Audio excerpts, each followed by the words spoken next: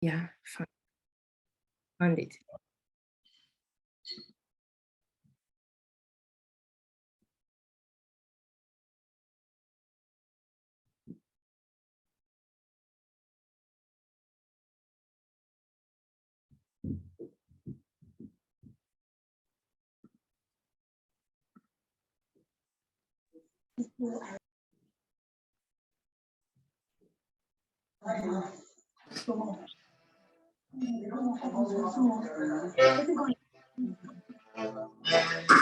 Edo Women Founders, a platform where the younger woman can tap into her full potential and channel all her energy to become economically empowered. I am an Edo woman. I am an Edo woman. I am an Edo woman.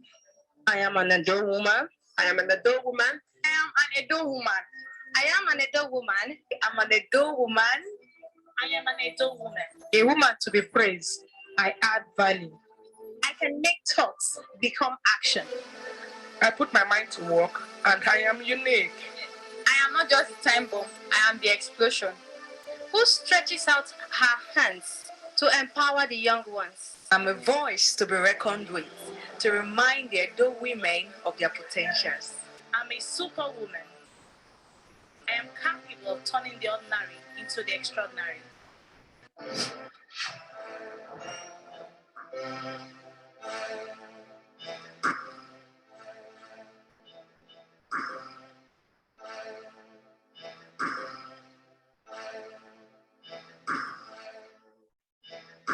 Edo women.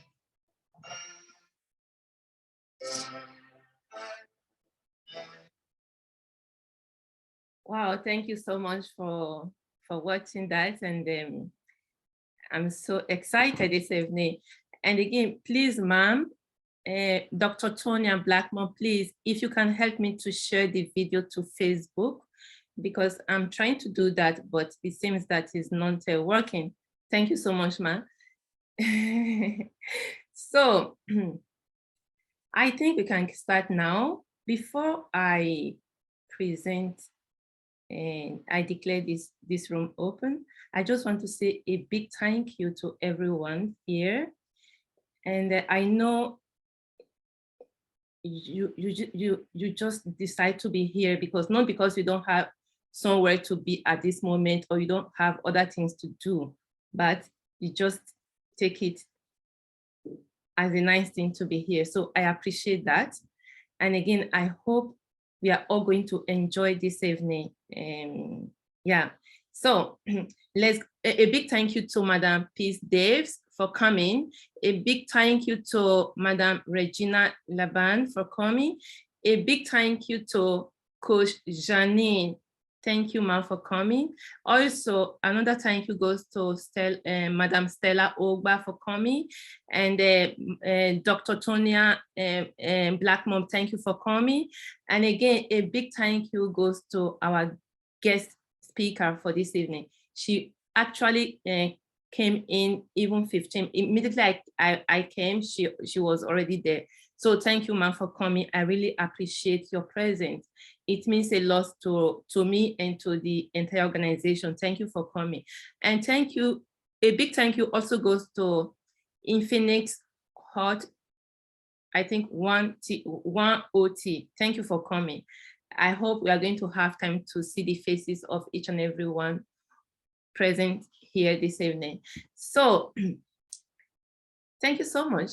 I declare the meeting open, and I'm going to present our organization as well. This is exactly what we do every time we hold our meetup. So here is our meetup for the month of August 2022. And it is exactly here in Europe, because I'm connected from Italy. So it is exactly 22 minutes after the hour of 9 p.m.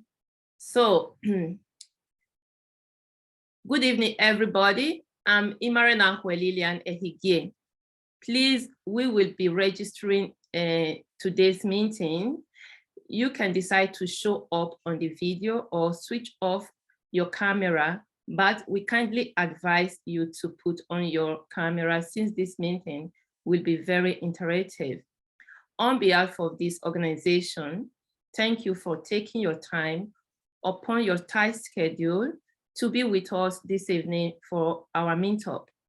Edo Women Founders of Entrepreneurs stems from the desire of the founders to contribute to the commitment to make our community more active economically. Here is a platform where women can tap into their full potentials and become economically empowered. Our mission is to influence more women to start their business through passion, determination, as we hold the ladder firmly for them to climb up through training, mentoring, fundraising, analysis, and test of the market, exposing them to national and international market. Our motto is, this land is your land. This land is our land. So it is advised to join our meeting at least 10 minutes before the scheduled time. Please mute your mic, and when you are asked to speak, you may unmute your mic and talk. This is just necessary to avoid noise from the background. After every meeting, you will receive a form to give us your feedback. Please always fill the form, since your opinion is highly welcome to help us improve our future events. You are invited to sign up for our annual membership. In case you are not yet a member of the Edo Women Founders of Entrepreneurs, also follow our Facebook page. We are also on LinkedIn and Instagram. So support us by following, by liking our page and commenting on our post. And we are also looking for women who can also send us their information about their businesses, the story of their business, so that we can post it on our Facebook page and on LinkedIn and Instagram. It's also a little way we have to support to help to spread the message and the awareness, to spread the message of a business and also spread the awareness to everywhere. So today we have in our midst beautiful and courageous women who are consistent, persistent, proudly showing up for their businesses. Once again, you are all welcome. So at this point in time, I'm going to be introducing our guest speaker. Okay, I was just cross-checking to see if maybe we have someone in the waiting room. So in this moment, I'm going to introduce our guest speaker for this evening. So her name is Sarah Tontoa. Sarah Tontoa is an economist who helps local and international institutions improve results in the field of social economics, agricultural economics, gender, youth, and data analysis. She is currently on her last year of doctoral studies in applied economics at the University of Antwerp in Belgium, where she has been researching market dynamics around imports and local production and the preference of African consumers. She has had professional exposure in 6 countries in sub-Saharan Africa, including the Caribbean and Southeast Asia. She is passionate about development, investment, and prosperity for all. Her mission is to share her knowledge and contribute to the birth of an Africa that is involved in the creation of wealth for its own benefit and well-being. She is here with us this evening. Thank you, ma'am, for being here with us. You may unmute your microphone and the room is yours. Thank you so much. Okay. Hello. Thank you very much. Can you hear me? Yes, we can hear you very well. All right. Thank you very much. And I want to apologize in advance. If you listen to music in the background, it's because there is a big outdoor concert in my neighborhood. So it's the summer here in Belgium, and every weekend there are different concerts and music, and so it's like this until midnight. So I really apologize, but maybe you can listen to my voice and some music also in the background. Okay. So let me just share my screen because I have a PowerPoint presentation. Is that okay for me to share my screen? Yeah, perfect. Yeah. Let me see. How do I do that?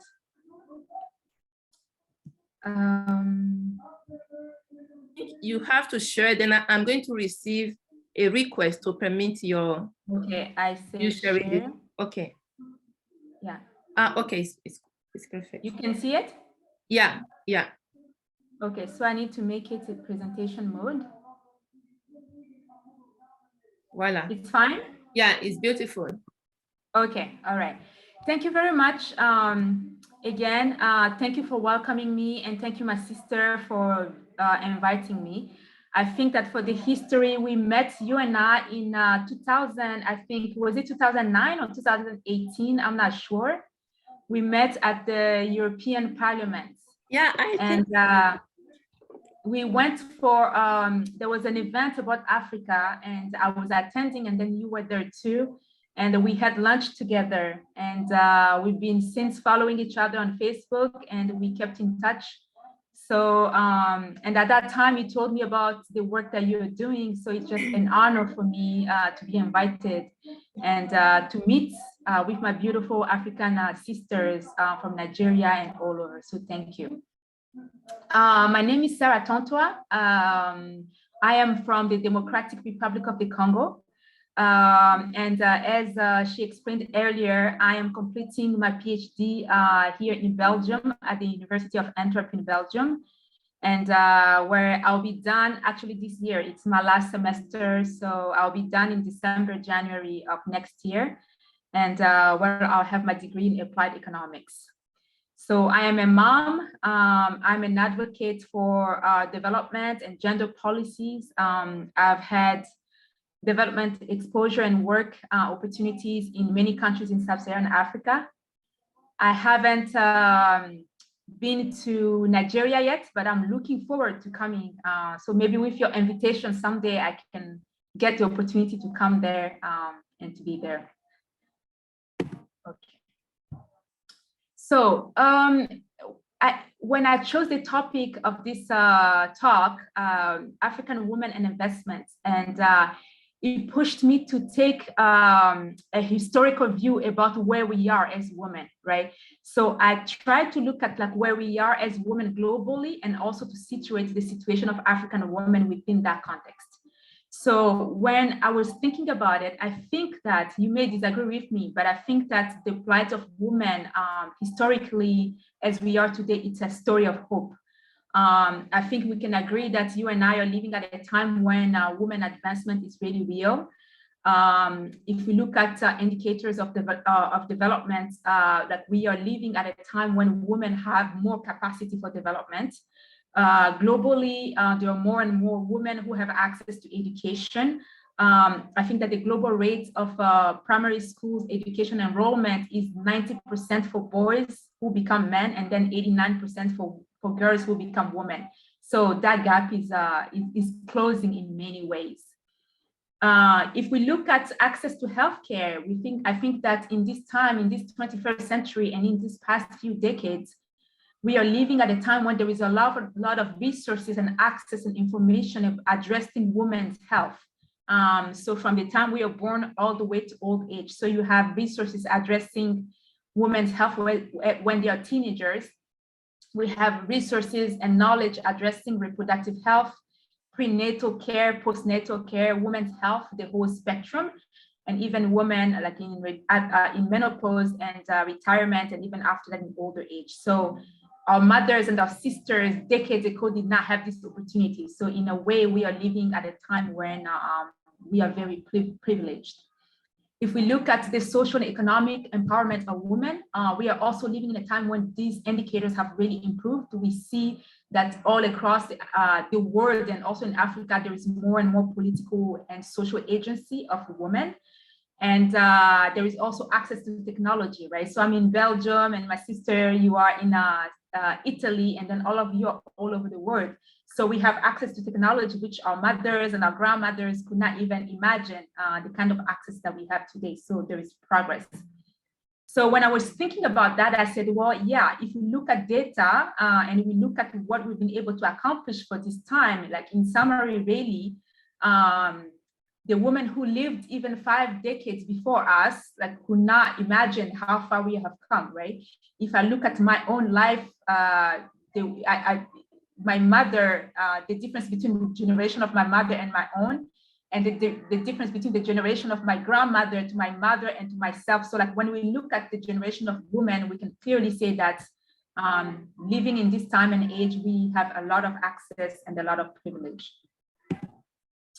So even when I tell about the story of hope, I think that we also need to not be naive, right? So this story of hope is true globally, but we also know that it's a story of hope that still contains a lot of challenges for us as women.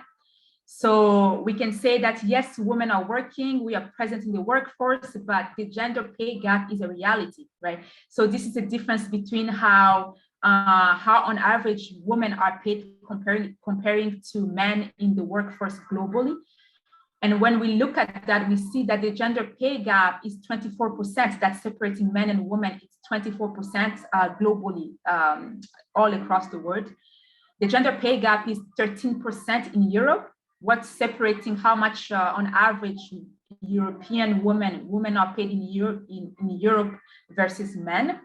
And when we look at Africa, that's really interesting because the gender pay gap is the largest in Africa, where the percentage is 30%. So this is how different the bigger the gap is in Africa, on the African continent.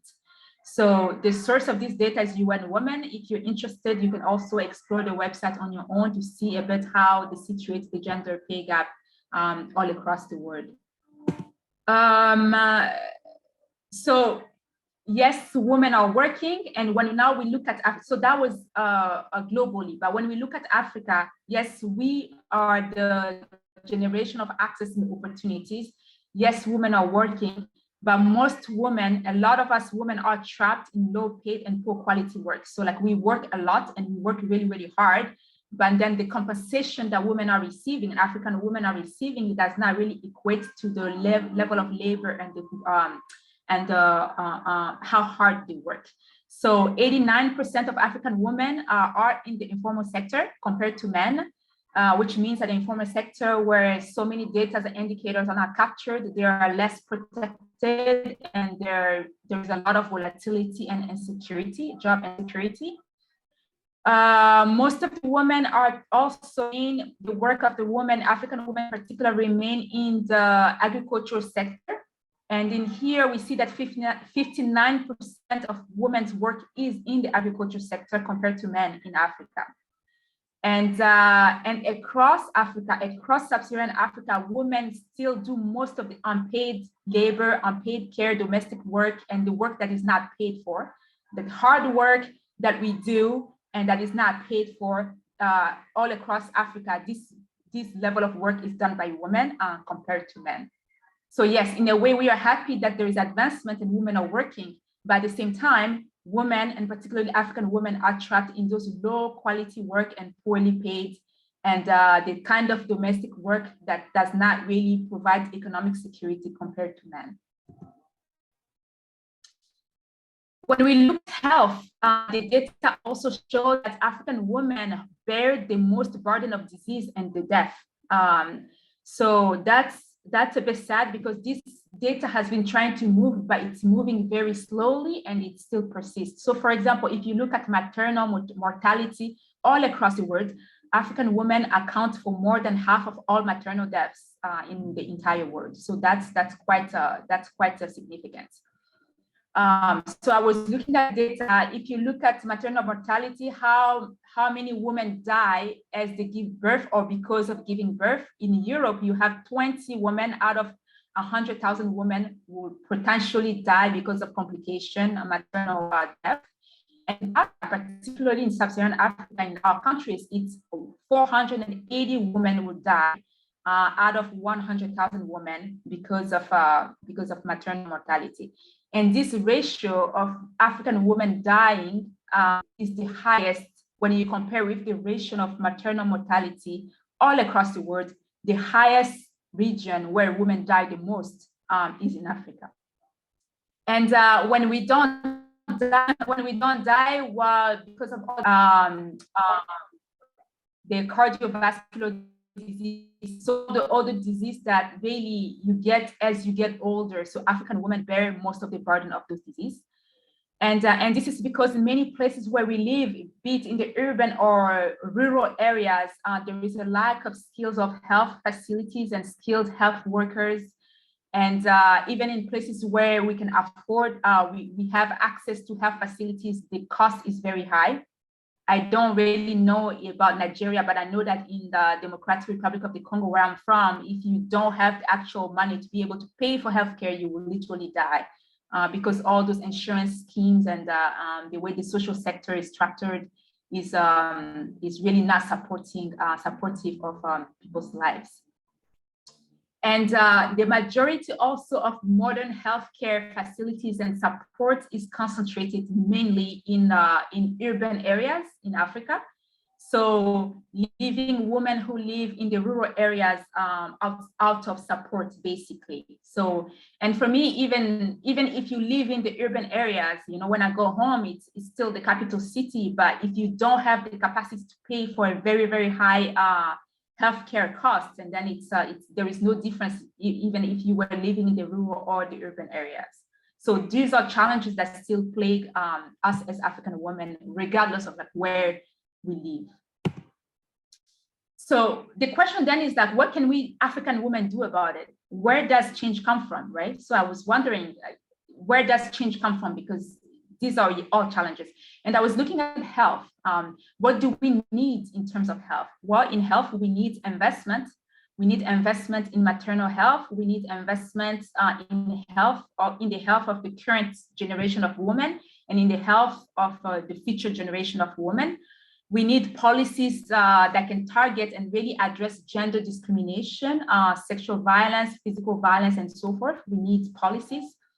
We need policy across sectors, because most of the issues that actually affect women's health do not have to do with one thing in particular. So for example, living conditions, if we take living conditions alone, that's addressing a lot of the issues that plague African women's health. So access to water, stress, household burdens, all those things. Like, so there's no way you can say that there is one policy, but we need a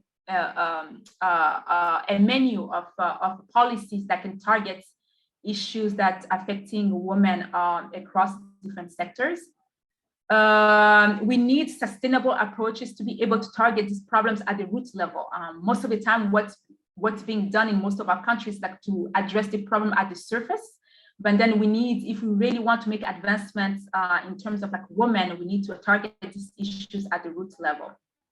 And to do this, we need policymakers who are able to understand our situation and to take our situation really seriously and to put in place policies and implement them in ways that can really help and then solve these problems for African women.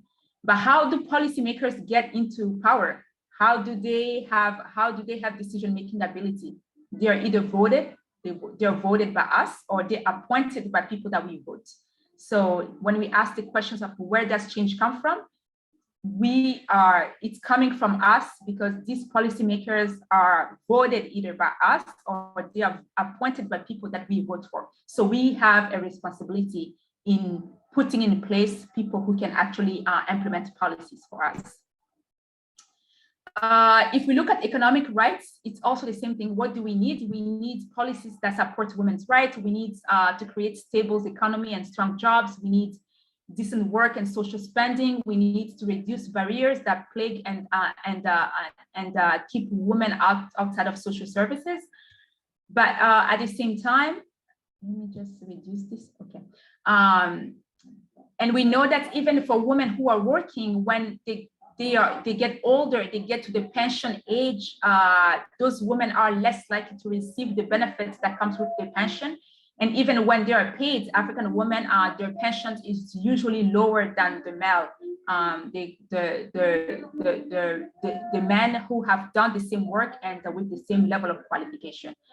If we look at access to water, for example, African women account for water, 62% of water collection in households, and particularly in places where we don't have access to piped water, which is across many of the rural areas in Africa. So what do we need in this case? We need policymakers, again, who can understand our situations and really target them and implement policies that can improve upon the lives of women. And who votes for these policymakers? Usually it's us, the population. We women, we are among people who vote, or they are appointed by people that we vote for, people that we choose. So we need to keep that in mind.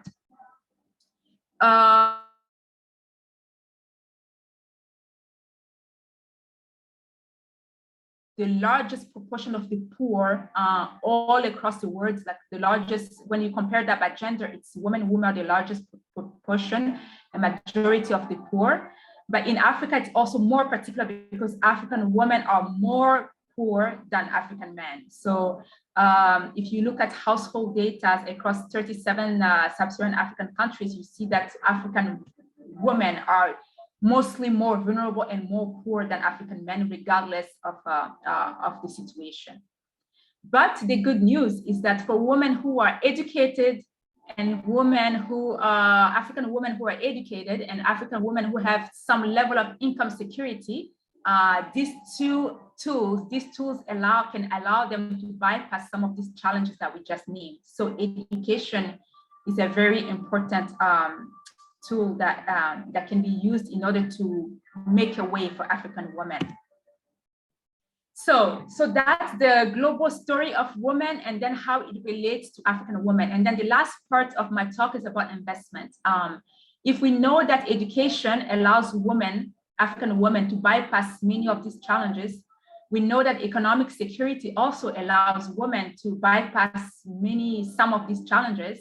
Then I wanted to speak about investment because that's an area where sometimes it's not clear. And I'm really passionate about that because it's one of my desire and dream to see more and more women, and particularly African women, to penetrate these circles and to be present. I'm present in the investment circle, and usually I meet very few women. And when I meet women, even in that group, there are very few African women that I meet in the investment circle. So I wanted to speak about that. So what is investment? It's a way to make money that work for you. We know how to work for money. We work to actually be paid. We do businesses to be paid. We do entrepreneurship to be paid. So we work to get money. But this is another way. Investment is another way for money actually to work for us. There are several types of investment. So here I will talk just about 2 or 3. So one of the things that I really like to talk about is about stocks and shares, owning shares of different companies. So as you know, I think that most of you are familiar with stocks. It's when a publicly traded company are listed on the stock market, for example, allowing the public to actually fund those companies by buying shares. So when you buy a stock or you buy shares, you own a percentage, a tiny percentage, a tiny part of this particular company. So it's with your money that the company is able to do what they do, to perform and to provide services. And when they make profits, actually, and then they pay you in the form of dividends. So many companies, when they make profits at the end of the year, they have a particular time where they pay dividends to all the investors. So being an investor is like owning a share or a stock in a particular company. So when I finish, one of the homework that I want to leave you with is that look at everything that you use, right? Be it computer, or now we are on Zoom. So if I asked you how much is this a share, a stock company, a stock price of Zoom, I think that many people will not know. But here we are using Zoom, right? So we are using Zoom, but how many of us actually own a part of Zoom? You know, I don't know. I don't know the answer to that. We are using computers, like I'm using now a Microsoft or Dell computer. Like how many of us actually own a part of like Microsoft or this company that's making the Dell computer, you know? Let's say if today, for example, you drank Coca-Cola or Pepsi, or even if you had a beer, for example, yes, but how much, if I asked you how much is the stock price of Coca-Cola or a beer or Heineken and so forth. So in a way, all those tools, everything that we use when we wake up all the way when we go to bed are made by particular companies worldwide. And all those companies are listed on the stock market. And what is interesting about us as African in general, and also us as African women, is that we have the knowledge to use these products. So we work really, really hard. We have money and we buy these things to use them. But then the other way where we can also be owner of stocks in those companies in a way that these companies can also pay us. It's that knowledge that usually is not available to us or that we don't know. And I'm really passionate about talking about these things because I want more women and more African women to really be present in those investment circles. So sometimes the price of stocks of particular companies can be really high, right? Sometimes it's really high. And then the risk is that when you own a stock, let's say, for example, of Microsoft, and given that the global economy right now is going through a lot of challenges. So if you own those stocks and then the market goes down and then you also go down. So there is a lot of volatility, and then, you know, it's very emotional. So to make it more leveled, there are these things called ETFs. So ETFs are, if you know it, they are baskets of funds. So it's almost like when you buy an ETF stock, it's like you buy a basket. In that basket, you have a sample of multiple different companies. And the advantage of that is that for one share or one stock, you can be an owner, you can have ownership of like over 100 companies just with like one share or one basket. And it's quite positive because let's say, for example, if Microsoft is going down and then maybe Apple is going up. So like whenever there is all those changes in the market, you don't quite feel it. Your portfolio does not quite feel it. So ETFs are a really good alternative. Also, if you don't do stocks, you can also do ETFs. And then what I really like about ETF is that they give you exposure to so many different companies, and that's really interesting. So I want to give some examples of different ETFs. There are different investment sectors also. So if you are interested, like for example, in technology and innovation, there's an ETF called QQQ, and it's listed on the New York Stock Exchange, I think, or NASDAQ. I think it's listed on NASDAQ. And inside that ETF, that basket, you have 102 companies, high performing companies in the US and all over the world. And so inside that basket, you have companies such as Tesla, Apple, Microsoft, Google, Facebook, so these are all companies and that we use, right? But WhatsApp, Facebook, we use Instagram, we use all those companies, but then we are not owners of these companies. So it's interesting because people who are also owners of these companies, like it's not only that they're using these companies, but the companies also paying them. So that's a way of like making money work for you. So as of this morning, I checked the price of an ETF, the QQQ ETF, it's $322. And if you want to read more about the QQQ ETF, like this is the website that I put there, Invesco.com. You can go on that website and read more to try to get the list of all the companies that are in that basket to inform yourself. So there is also SPDR, SPDR. So in that basket, that ETF, you have 500 high-performing companies in the US. And the price as of this afternoon was $162. So imagine, I think that all of us here, we've used $100 in our lives. We've used $162 in our lives. But what maybe we may not be aware of is that for $162, you can be an owner of 500 different companies in the United States. So like part of all these companies, 500 companies can belong to you. So whatever that they do at the end of the year, like they pay you or A lot of people also use it as an investment because like these ETF of like spiders or QQQ, they really grow in value. So let's say, for example, now the market is stumbling, so it's very low right now, and you can if you buy it now, and then when the economy recovers, let's say in 2 months the economy recovers, and then these spiders goes to $300 and $400, and then you sell it when it's at $400, and you make the profit. So that difference is your profit. So because of the global situation, the war in Ukraine and so forth, the economy is really struggling. I think that the last time when I checked, when I was teaching a different class and I checked, it was about in April, the price of this ETF was $400. So it was really high, and now it's 162.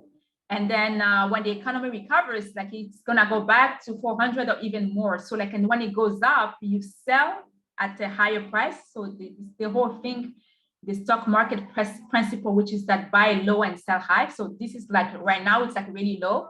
So you buy it at 162, and then when you go to high to 400, and then you sell it and you make that difference, and then you buy another one. So in the spider, you have companies which are in the technology sector, the health sector, the finance sector, the communication sector. And if you want to know more, this is the website, etf.com /SPY. You can read more about all the 500 companies which are in that basket. XLV, it's another ETF, and that's an ETF that's solely focused on the health sector. And as of today, the price of that was $132. And in that basket, you have companies, insurance companies, you have health companies, such as all the companies making the COVID vaccine. So you have Pfizer, you have Moderna, you have the Johnson & Johnson. So all the companies, the big global companies which are in the health sector are in that, the XLV basket or ETF. And you also have companies which make a lot of the medicine that we take. Sometimes I joke with friends when I'm teaching about this. I ask them, well, in Africa, you know, we take a lot of medicine like paracetamol, ibuprofen, and we take all this medicine all the time. Well, how many of us know how much it costs actually to own a part of the company that makes paracetamol? Like many people don't know. And the last time when I checked, like the price of a stock for the company that makes paracetamol was $12. So we spend a lot of money buying medicine and taking the medicine, and of course we are healthy and we are, you know, we continue with our lives. But then we have $12, even more than $12, but then we don't have the information to also be owners of those companies that make paracetamol. So they not only they make paracetamol and they sell it to us, we buy and we use it, but we can also be investors in those companies so that we can they can also pay us, or we can benefit from these companies. Another example is XLE, and this is the main companies, global companies, which focus on the energy sector. So here in this basket, you have, in this ETF, you have ExxonMobil, you have Chevron, you have BMW. So like all the companies that really are in the energy sector, you can find them in that energy ETF, and I think there are 24 companies. You have XLRE, and these are companies which are in the real estate sector. So here, the way I explain it, most of the time we think about real estate in terms of like, you know, you build a house or you build an apartment or you buy an apartment, you start renting them, and so you own property. And many of us, for example, I am not yet able to own a property, but I have $44 or I have $50 or $100, but I can actually own a part of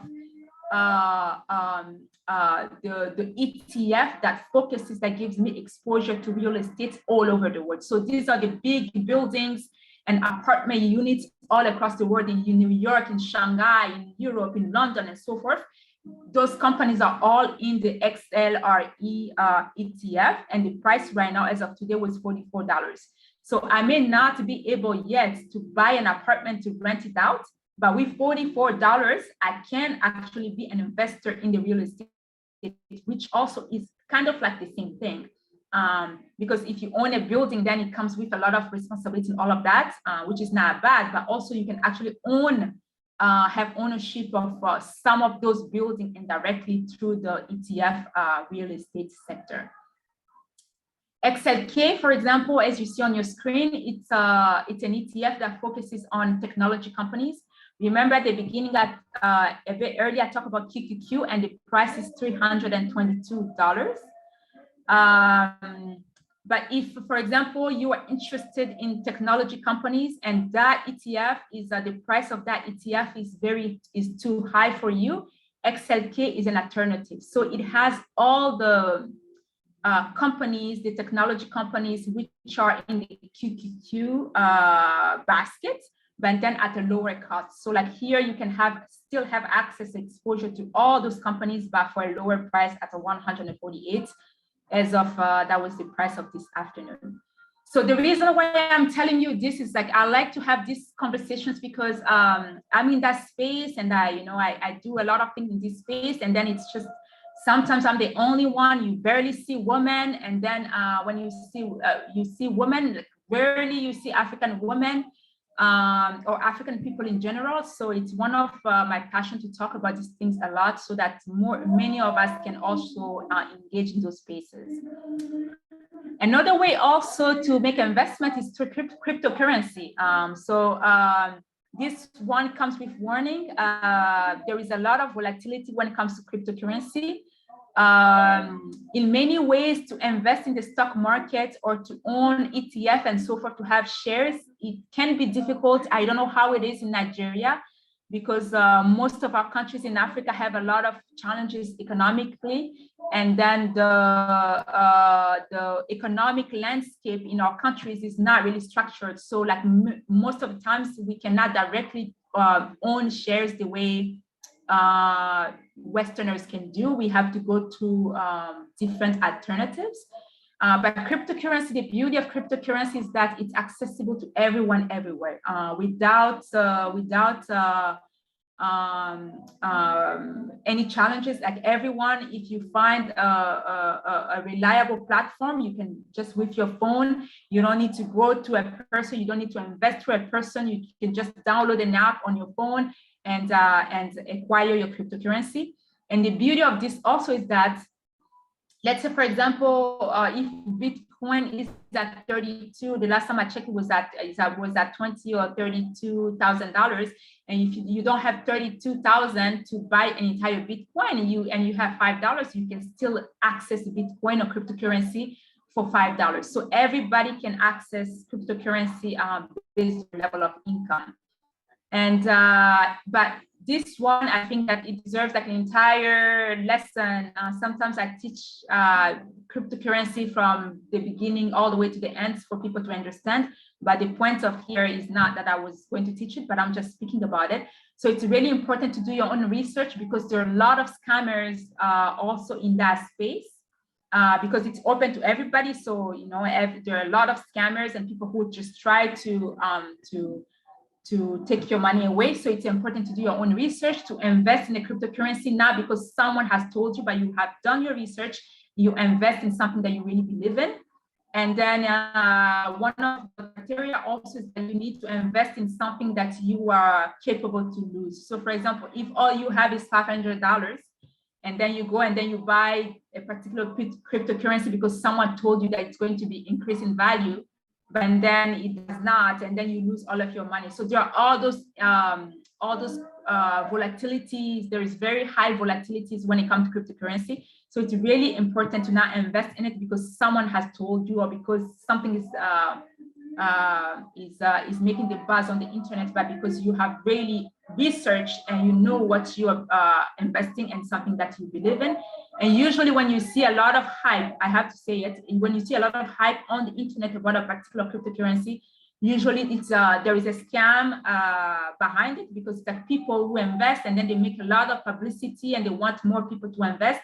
And when the funds grow, the initial investor, they take their money out, and then the funds collapse and everybody loses the money. So they call this strategy pool, rug pull. They call it a rug pull. So like, be careful what you want to explore.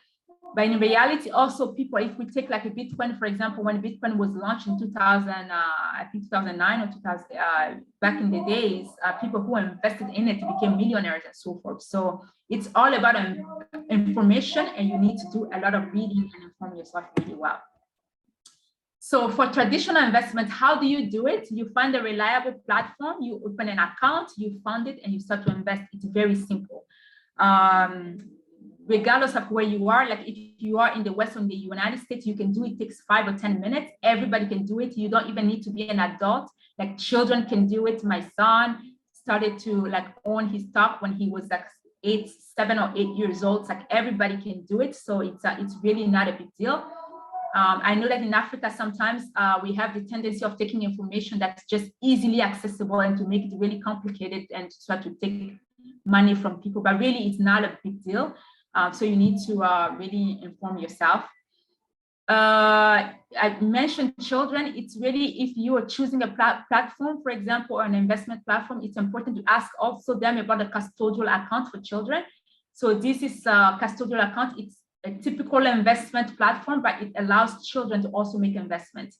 And why am I talking about that? It's because I grew up in the Congo, and it was common, and I think that in Nigeria it may be the same thing too, where you have a family that's doing well, that's middle class or well off, or just a family that's doing well, and all of a sudden the breadwinner passes away, or the father, the mother is no longer there, and the children are left with nothing. Or sometimes the children are left with resources, something, but then they don't have the skills to be able to grow those resources or to manage them well. So this is why I think that it's very important for us as Africans to not only learn about investment, but also to start teaching investment to our children when they're very, very young. And believe me, children really, understand so much. So I started teaching that to my child when he was really young, and then he understands it. So like we need to understand, not only to teach it to our children, and then to allow them to be owners and to buy stocks in different companies. You know of Warren Buffett, for example, who's one of the richest men alive. And why was Warren Buffett, or why is he that rich? It's because when he was 11 years old, someone in his family told him about stocks and investment. And then he had to work for, I think, 3 years to save money. And then he bought his first stocks when he was, I think, 11 or 12. And from that put his life on the path of investment, where he has been learning compounding interest and so forth. And today he's one of the richest men alive. So that's the power that we as African people, we have in not only absorbing knowledge for ourselves, but also to teach to the younger generation, to our children, so that they can be able to move forward with this knowledge. So I think I'm going to end here. In summary, the good news is that women, yes, there is progress on the part of women globally and even in Africa, but that story of hope still contains a lot of challenges. And for this, we need to know that no one is coming to save us as African women. No one is coming to save us. We must save ourselves. We must do anything and everything to save ourselves from all the challenges that we are facing and we are living with. We do vote, and we need to vote for leaders who really understand our challenges and who can implement policies to change and to improve the situation of women as we see today. Most of the time we think that we don't have power, but we actually do, because of all those leaders that we do vote, or we vote for people who appoint them. So we can exercise the agency that we have as African women when voting to demand for policies. And when people are actually not serving us, to actually remove them from office, but not voting for them the next time. And sometimes we don't see the leaders that who can improve the policies and change them. And in those situations, we ourselves, we must become the leaders that we want to see. So we need to run for offices. We need to occupy positions of power. And when we occupy them, it's with the goal to change our lives, but not only our own lives, our families, and the lives of our community. So that's how we as African women, we will continue to move forward. we need to raise our son and our daughters differently. And this point is particularly interesting, and I always stress it. And as I said in my introduction, I've done consulting work all over the world. And then once I was leading some women's empowerment projects in the Congo, in my country. And we went in some of the really rural areas where we were funding projects. So we were meeting with stakeholders, with the women that we were funding. And so they were telling us about what they have done, giving reports and states of their lives and so forth. And then there were just a lot of challenges. They spoke a lot about challenges that they were facing with their husband who had left them, the husband who were not a good partner. And, it was in the Eastern Congo. So the challenges that women face there is very particular. I mean, all over the DRC, yes. And also in the Eastern Congo, it's quite particular. So as they were talking to me, yes, it was true.